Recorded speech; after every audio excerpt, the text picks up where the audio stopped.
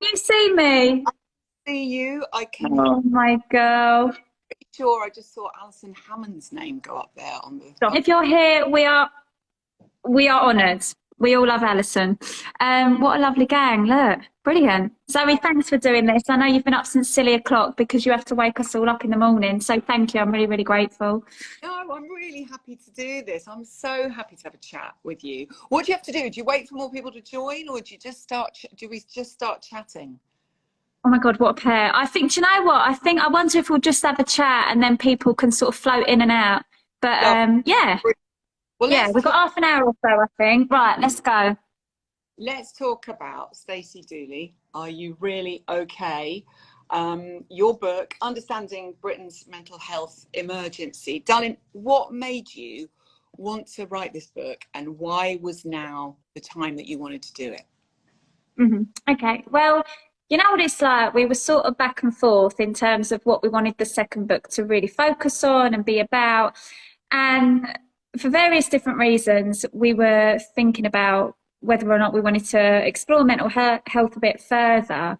I suppose the two films we did were really well received, and I think I hadn't anticipated that there would be such an appetite to talk about mental health because it can feel um, just very serious and very sensitive, and you have to quite rightly be very delicate. So yeah, anyway, went round and round in the houses and we decided to extend the conversation and put it into a book. Brilliant. Yeah. So how did you even start researching at? How did you decide who you wanted to speak to, and which subjects you wanted to cover? Because Well, the book could have gone on and on and on and on and on. I mean, it could have been, like I've said this before, 50 chapters long because there's so much to discuss. But first of all, we started by approaching various different sort of registered, established charities and organisations just to make sure that we were getting the language right, because I totally appreciate, we're talking about really sensitive subjects. So to make sure the language weren't triggering. So it was super insightful. All the research, I learnt loads. And they were really generous with their time and their advice. And so it's really collaborative. And then you meet people that want to contribute, they want to participate. And then again, you'll have various different Zoom calls, etc., with them. So it went on for about probably over a year, so. And then we sort of collect all the circumstances and all the examples and all of the experiences and try and put them in some kind of coherent book, which I'm useless. I'm not a brilliant speller. My grammar isn't great. So thank God I had an amazing editor. Rebecca sort of helped me glue it all together, I know, I was wondering, I was going to ask you about the writing process a little bit later on. How is it for you? You're so good at listening. You've got people in this book are sharing, some pretty, heartbreaking emotions and their stories. But I love that they wanted to share them with you, so that you can put them into a book and we can read this and we can all learn more, because the more we educate ourselves on these matters, the better it's going to be. And that's obviously a conversation going. How is it, for you? How have you learned to listen and sit and take stuff on board? Because there's some of these conversations obviously very emotional. Yeah, I mean, I suppose I never take it for granted that people are going to agree to have a conversation with me in the first place. They don't owe me anything. And for somebody to sort of say, yeah, I'll talk you through what my life has looked like for the past couple of years, like that is pretty massive.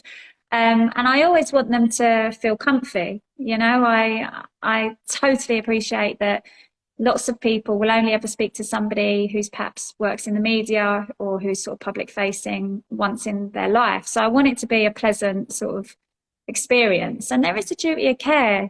Some of these people have been really unwell and really poorly. And so you need to make sure that they're listened to. Yeah. And I think quite rightly, I think there were sort of valid reservations at the start. It was like, how do you have these important conversations without it feeling gratuitous or like you're sensationalizing something, or you're sort of exploiting anyone? And I think as long as it's done with a great level of care and you're in it for the right reasons and fundamentally you believe that chipping away at the stigma is useful, then yeah, we're heading in the right direction. What do you think? Yeah. You know, you speak to some amazing people in this book, and their stories are quite incredible.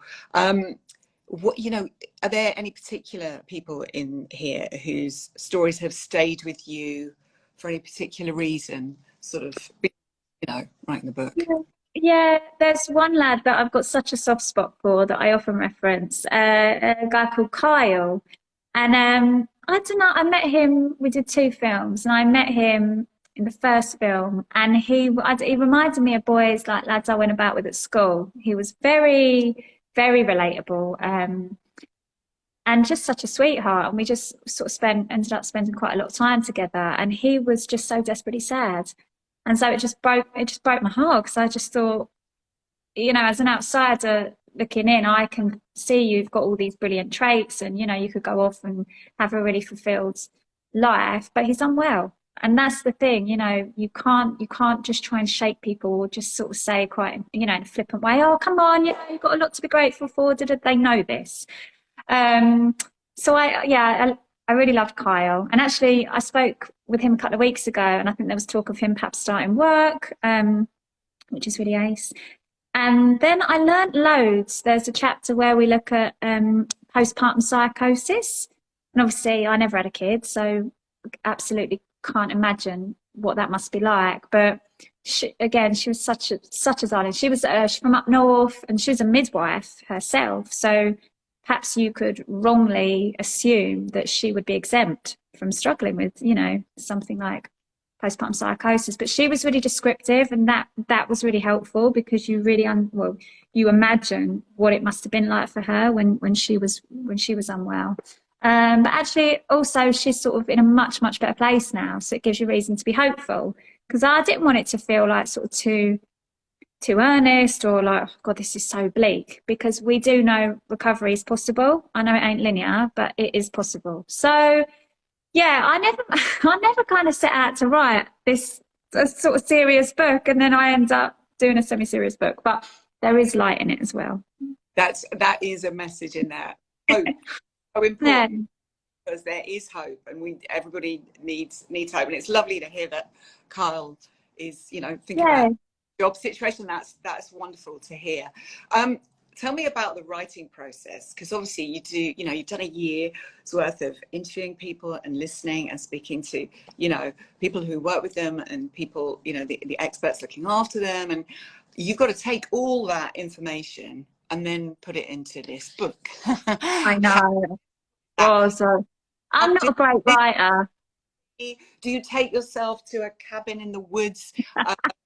Have a cupboard under the stairs while Kev's upstairs practicing his dance routines? I mean, girl, when you sit, can you concentrate? Are you good at this? I'm actually not. I'm not saying this to try and be sort of, you know, bashful or whatever. I'm actually not a great writer. I'm not, and I don't particularly. If I'm being totally honest, I don't particularly enjoy it. So I love speaking to the people. That's the part of the process I really enjoy. I love getting to hang out with people and listening to, you know, what they've gone through. Getting it on the paper, I'm all out of sort and I'm back and forth and I procrastinate. And then, you know, that kind of imposter syndrome, blah, blah, blah. So I don't know how we've done it. We've got there in the end, but I would tend to have a dictaphone and talk to the dictaphone and then try and relay that, you know, try and get it on the paper. But we're also sort of trying to do the the documentaries at the same time and various other gigs. Yes. So in short, I'm not a brilliant writer. I don't find it particularly pleasurable or cathartic, but we get there in the end and then I'm delighted with it. You see, and then your editor will say, "Can you do another book?" And you'll go, "No, I That's can't it. do it." And thank goodness you do. You must be so disciplined to do that. When you've written this book, you're saying there's a lot of stories you can't even get in this. But what's the next project for you after this book? You know, and you know, a documentary about a story, incredible. You know, you make brilliant documentaries. What's sort of penciled? What are you doing next? So there was talk actually of doing another film looking at mental health, but I I think it's probably worth just taking a couple of months, just taking a bit of a step back because um, when you're in there, you're so appreciative that they've opened the door, but you have to give it absolutely everything you've got, you know. It sort of becomes quite rightly the center of your kind of universe for the filming period. And there were other bits and bobs that I wanted to do.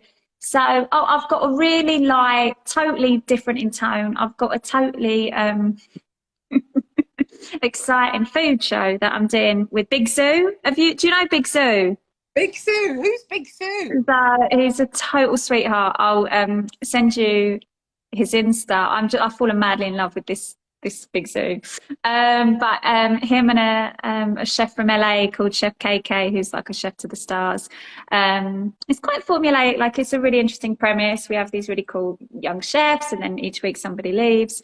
So that's cool. We've got that coming out, and then I'm doing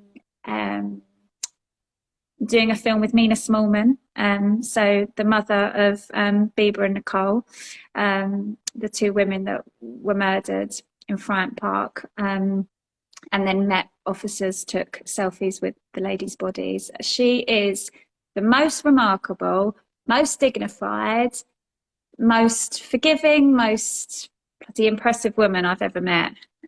So that will be out this year too. So yeah, a busy year.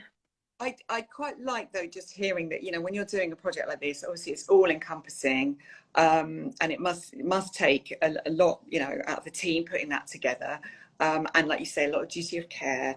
So I love the fact you can then go and Yeah, have a bit of time out and then go and do something with Big Sue and do that's it.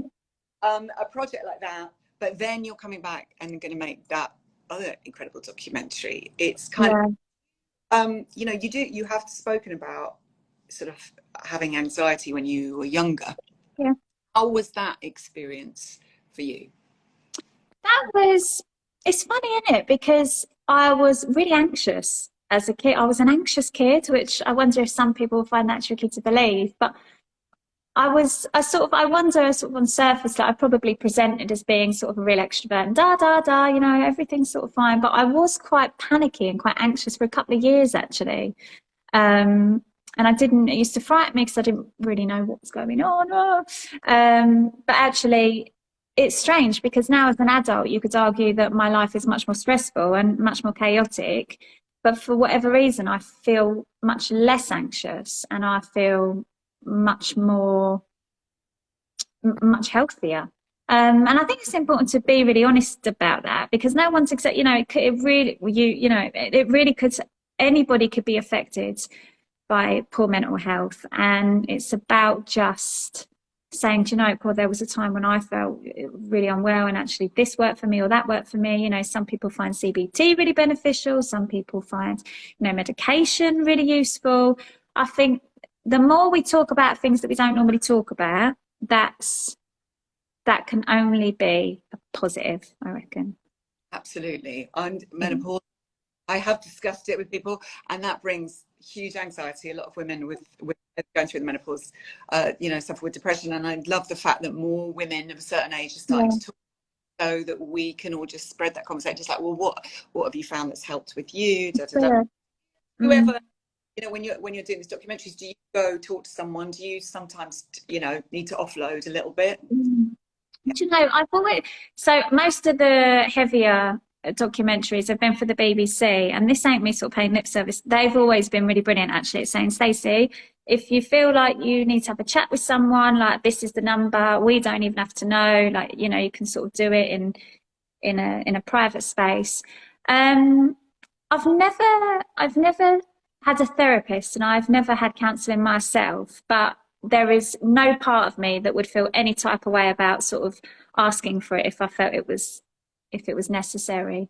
There have been a couple of documentaries where it's just so intense, and I mean, some of the crimes are really like abhorrent, and people are just like human suffering. That's always very tricky. So I come home and I try and sort of decompress, and I, you know, talk about it with my pals and my Kev, and you know, he's a total delight. So I feel like I'm lucky. I'm really supported and looked after. I've got my gang. But yeah, no part of me would feel any type of way about asking if I felt like I wasn't coping. I think Yeah.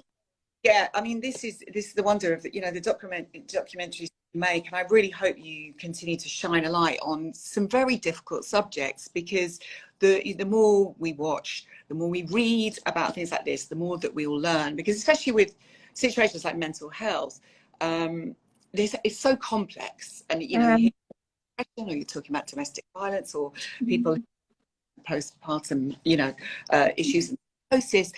It's very hard on the outside to understand what someone's going through on the inside. And Yes. And this book and your documentaries are so brilliant, because it gives us a chance to look in and go, okay, I think I can get a little more understanding of what people might be going through, and people that we know and love might be going through.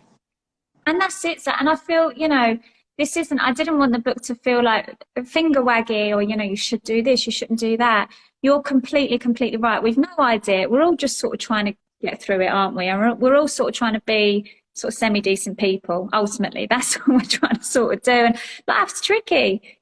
Sometimes circumstance means that you're in a hellish position and, I never saw that coming, or, I'm panicking about this, or you never ever know. And I know it sounds like painfully predictable, but you never know what's going on. You never ever know. So I wonder if it's worth just trying to be a bit more compassionate and a bit more, let me try and see it from your perspective. Let me try and see what's going on for you.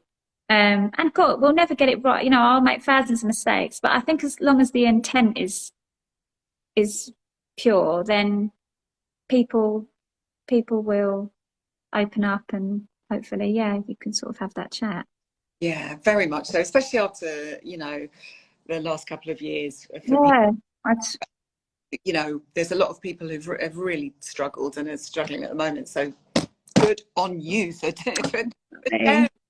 even having this conversation tonight, can I also ask you, do you and Kev ever do a paso doble, just from the lounge of an evening? I mean, I know he's in Burn the Floor at the moment. You're having the house done. Oh my boy, he's doing. But you're totally right.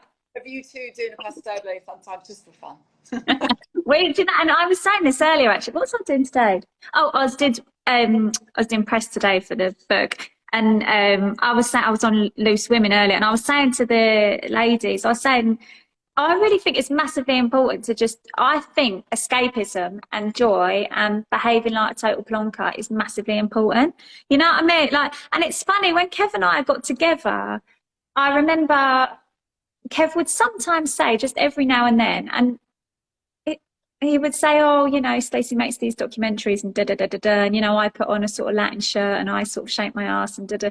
And I used to pick him up on it. I used to say, Kev, don't undersell yourself. Like, you give people joy, and you kind of make sure that people aren't lonely on a Saturday night, and you inspire little lads to go dance it. Don't underestimate how important it is to indulge in that side of your life. So yeah, to answer your questions though, yeah, we're always dancing about the house, but he's a tough customer. He'll entertain me for about 5 or 10 minutes, and then he'll be like, actually, I'm not being paid for this. Not in money anyway, but he's on great form. He's on tour. I think he's in Hastings this evening. But I'm so lucky, and I don't take him for granted. And I'm so lucky I sort of have a really sort of intense day at work, and then come home and hang out with my Kev. Yeah. It's wonderful. I love that you. And you're absolutely right. It's a thing that we do as humans. I don't know whether it's a very British thing, I do is, Yeah. It's not, everybody does something important, and everything that they do makes a difference to people's lives, and we should pick each other up a bit more, And I know that you are gonna want to die when I'm saying this, but actually you are like such an inspiration to me. I know that your skin is going to be turning inside out, but I think you get the balance so brilliantly. Like, you are such an advocate, and you have spoken quite candidly about things, but you're brilliantly funny and kind and warm, and I think you're ace, Zoe. Thank you. And and that important thing to me as well. It's, you know, I love that you do, you know, do what you do and share, you know, some really important stuff with us, but also in a way that isn't too heavy, you know. And I think the big thing about the book is the hope. There is hope. Mm. I You know, think that's, yeah, I think that's the kind of overriding conclusion. You know, I know, and I get it's really easy for me to say that. I get that's really easy for me to say when I am not in, you know, the depths of clinical depression. But what I would say is I have met people who have been there, and then I have found them in a very different space a year later. So yes. always ask for Okay. help, and yeah. Yeah, if you can. That is what that we say. Reach out if you Yeah. can. There we Oh, go. Zoe, And thank you. Thank you so much. no, it's an absolute joy to talk to you. And my eyesight's so bad I can't read the messages, but Shall I'm I sure see? there's really important messages for you down there. Hang on. So, shall I read some of the questions? Yeah, read some of the questions. Here we go. So, would you ever do, oh, this is interesting. Would you ever do a show about personality disorders? They are still often dismissed in the mental health fields. This is really interesting. Can you see me? Oh my God, the Yeah. pair of us. This is really interesting because I think this is a really valid point, because I think when you're talking about mental health, like you said earlier, it's such a broad subject. It's like, well, actually, what are we talking about? What we're really focusing on? And I think over the last couple of years, we have familiarized ourselves with things like anxiety and depression, but we are less familiar with things like psychosis or schizophrenia and things like that. And I think it's really, really important to talk about, you know, how it feels when you're psychotic, because again, you know, the more you talk about it, the less sort of stigma there is attached. And I spent a fair amount of time in a ward with lots of psychotic patients, and I can't pretend that, you know, I floated in and found the whole thing really easy immediately, but I just wanted to make sure that they knew we were there, because we wanted to listen to what it was that they were saying. And you know, it takes a couple of minutes to try and understand, you know, what's going on for them. But they're not, you know, people who are mentally unwell are not dangerous. They are not terrifying. They are not bad people. They are ill. They're just ill, and it must be really frightening, and they're confused. And so, yeah, I think she's right. I think, yeah, we need to talk more about the less spoken. Yeah, absolutely. Yeah. And also, I Right. think families, you know, because you know, when someone you're close to, whether that's, you know, a family member or someone you love or a friend is going through this stuff, it's quite frightening, because you start, you know, you don't always don't know how to help, you know, sometimes the right thing, what is the right thing to do. It's, you know, it is complex for people, so it is. Yeah, there's a, And then yeah. you don't know what to say, so you don't say anything, and then go, oh, that's tricky too. I think again, something someone said to me, and I think this is key, and this is what you do so brilliantly, is being able to listen. I think is, you know, and that's what you do. You have, you know, you're having conversations with people, it's just sitting and listening sometimes. Sorry. Should we do two more questions and then we'll leave everyone in peace? What have you got? Can you read? I can't read them. I'm so blind. Right, here we go. Oh, people. So, is there more episodes for stalkers or just two? It's so eye-opening. It was just the two, actually. They were really difficult to put together for various different reasons, sort of legalities, and yeah, you have to be really selective about what you're allowed to include if there are kind of live court cases and stuff going on. So I think for the time being, only two episodes. But like I say, the film about Mina Smallman, who is just incredible, will be out this year. And then probably a few more docs near the end of the year. Yeah. And then final question. Oh, sorry, Zoe, go on. Get lots of requests from people, because I know a lot of people had contacted you saying, would you do something on mental health?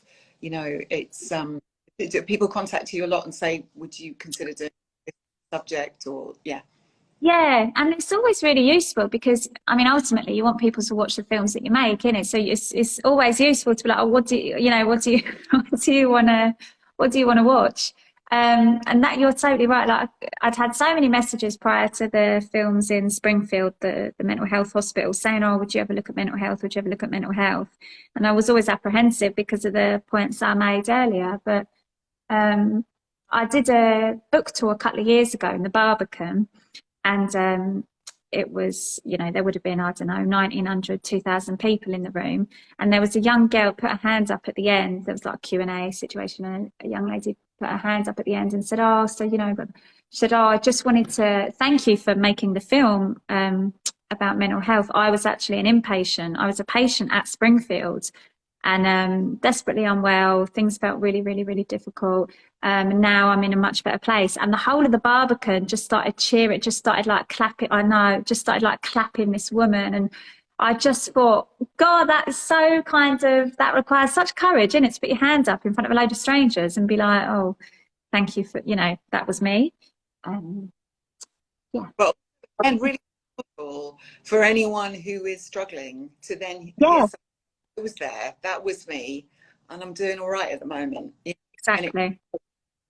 path, and it might be tricky at times, but yeah, that's a great story of hope for everybody. Yeah, That's she's a superstar. Yeah, just the she's, whole place erupting, clapping for her. I know, innit? I was delighted for her. I was so, so pleased.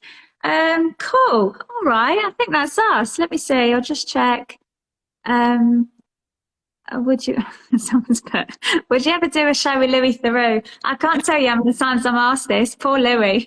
I just get so bored of this question. It was funny because I'm a massive Louis fan, of course, but the other day we were at a do, it was Women in Film and Television Awards, and Louis and I were on the same table and talk, and then I received an award. And I remember thinking, God, you know, I'm delighted this is Women in Film and Television. Otherwise, I'd never beat it. It's the only way I'm going to get the award when I'm in the room with him.